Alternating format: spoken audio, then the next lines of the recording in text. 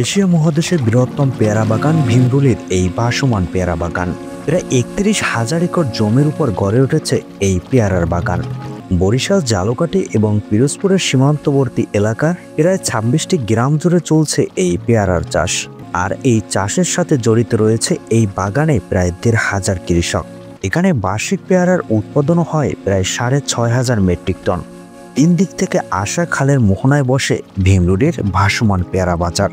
আমাদের গন্তব্য তাই আজ এই আটগড় কুরিয়ানার ভাসমান পেয়ারা বাজার নিয়ে ঘুরে দেখব বাগানের সৌন্দর্য, থাকবে ভ্রমণ গাইডলাইন। আমরা সকাল ৮টার দিকে রওনা হই আটগড় কুরিয়ানার উদ্দেশ্যে। বাসা থেকে বের হয়ে একটা অটো রিক্সা নিয়ে মাত্র ৪০ টাকা আসি পিরোজপুরের জি অফিস বাস স্ট্যান্ডে। এখান থেকে অটোতে জনপ্রতি ৮০ টাকা ভাড়ায় রাজাপুরে পৌঁছাই। এই রাজাপুর আসার পথে আমরা পার হই ব্যাকুটিয়া সেতু, যা অষ্টম বাংলাদেশ চীন মৈত্রী সেতু নামেও পরিচিত। পিরোজপুরে কচা নদীর উপর নির্মিত এই সড়ক সেতু, যা খুলনা বরিশাল আঞ্চলিক মহাসড়কের একটি অংশ। রাজাপুরে এসে আমরা হালকা নাস্তা করে আবার জনপ্রতি ৮০ টাকা ভাড়ায় একটি অটো নিয়ে সোজা চলে আসি এই আটগড় কুরিয়ানা বাজারে। আপনার এখানে আসতে চাইলে যে কোনো জায়গা থেকে প্রথমে ঝালকাঠি আসতে হবে। সেখান থেকে জনপ্রতি মাত্র ৫০ টাকা ভাড়ায় অটোতে করে খুব সহজেই এই আটগড় কুরিয়ানায় আসতে পারবেন। এখানে আসার পর আমরা প্রথমেই দেখতে পাই বহুল আলোচিত এই ভাসমান পেয়ারার বাজার। এখানে কেউ নৌকায় করে পেয়ারা নিয়ে আসছে, আবার কেউ তা কিনে নিয়ে যাচ্ছে, কেউ আবার নৌকা কিংবা ট্রলারে করে বেরিয়ে পড়ছে পেয়ারা বাগান ভ্রমণে। আমরাও তাদের মতো করে ভ্রমণে বেরিয়ে পড়ার জন্য ট্রলার ও নৌকা ভ্রমণের পার্থক্যটা বোঝার চেষ্টা করি। এখানে নৌকা ঘণ্টাপ্রতি ৩০০ টাকা এবং ট্রলার ঘণ্টাপ্রতি ৬০০ টাকা ভাড়ায় পাওয়া যায়। এখানকার নৌকায় সাধারণত ৩-৪ জন বসা যায়, আর ট্রলারে ১৭-১৮ জন খুব স্বাচ্ছন্দ্যে বসতে পারা যায়। তবে নৌকা এবং ট্রলারে ভ্রমণ করা দুটোতেই রয়েছে বেশ পার্থক্য। নৌকায় করে ঘুরে আসতে অনেকটা সময় লাগলেও ছোট ছোট খালগুলোতে খুব সহজেই যাওয়া যায়। পেয়ারা গাছগুলোকে একদম কাছ থেকে দেখা যায়, চাইলে পেয়ারাও খাওয়া যায়। কিন্তু ট্রলারে ভ্রমণ করলে এই সুবিধা খুব কমই পাওয়া যায়। তবে ট্রলারে খুব তাড়াতাড়ি পুরো বাগান ও পার্ক ঘুরে দেখা যায়।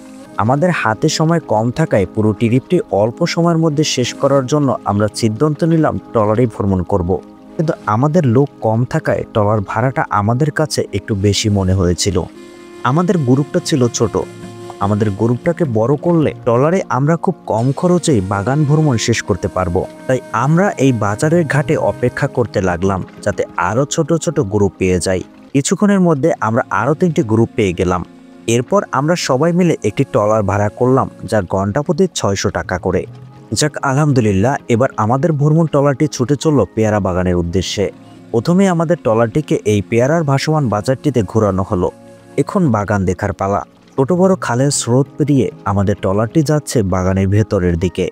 মাঝখানে খাল, আর দুই পাশে সারি বেঁধে দাঁড়িয়ে আছে পেয়ারার গাছগুলো।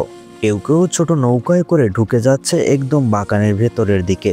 চাষিরা নৌকায় করে নিয়ে চলছে তাদের চাষকৃত পেয়ারা। এই বাগানের নাম পেয়ারা বাগান হলেও এখানে কিন্তু অসংখ্য আমরাও পাওয়া যায়। পাখির ডাক আর বাগানের সৌন্দর্য দেখতে দেখতে আমরা চলে এলাম পেয়ারা রাজ্যে এক নতুন ঠিকানায়। ভীমরুলির এই পেয়ারা বাগানে এরকম আরও 2টি পার্ক বা পিকনিক কর্নার রয়েছে। এই পার্কগুলো প্রায় একই ক্যাটাগরিতে সাজানো। এই পার্কের ভেতরে এরকম অনেক কাঠের সিঁড়ি রয়েছে, আর এই সিঁড়ি চলে গেছে বাগানের এক দিক থেকে অন্য দিকে। এখানে কিছু সিঁড়ি অনেকটাই উঁচুতে রয়েছে। এখানে দাঁড়ালে এক অন্যরকম প্রকৃতির দেখা পাওয়া যায়, মনে হয় যেন উঁচু কোনো পাহাড়ে দাঁড়িয়ে আছে। এখানে উঠলে অবশ্যই সতর্ক থাকতে হবে, কারণ এই সিঁড়িগুলো বেশ নড়াচড়া করে। এই পার্কে দোলনা সহ বেশ কয়েকটি ফটো স্পটও রয়েছে কয়েকটি খাবারের দোকান।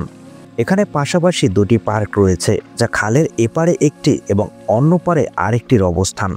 এই পার্কগুলোর এন্ট্রি ফি জনপ্রতি 30 টাকা, যা তুলনামূলকভাবে আমার কাছে একটু বেশি মনে হয়েছে। আমরা এই পার্ক দুটিতে ঘোরা শেষ করে এখন সামনে থাকা শিশু পার্কে যাব, তাই আমরা আবার ট্রলারে চললাম। কিছুটা সময় বাগানের সৌন্দর্য দেখতে দেখতে চলে আসলাম এই শিশু পার্কটিতে। এখানেও রয়েছে দারুণ সব স্পট। পার্ক দেখা শেষ, এবার প্রস্থানের পালা।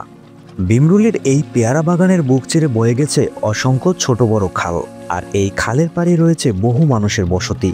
এখানে এলে আপনারা এই বাগানের সৌন্দর্যের সাথে সাথে গ্রাম বাংলার ঐতিহ্য সংস্কৃতি পুরোটাই উপভোগ করতে পারবেন। আমাদের ভ্রমণ শেষ করে ট্রলারটি আবার এই বাজারের ঘাটে এসে ভিড়ল। আমরা ট্রলার থেকে উঠে ভাড়া পরিশোধ করে রওনা দিলাম দুপুরের খাবারের খোঁজে।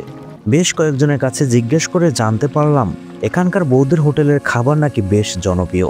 আমরাও চলে এলাম বৌদির হোটেলে, আর এখান থেকে দুপুরের খাবারটা শেষ করে রওনা দিলাম বাড়ির উদ্দেশ্যে।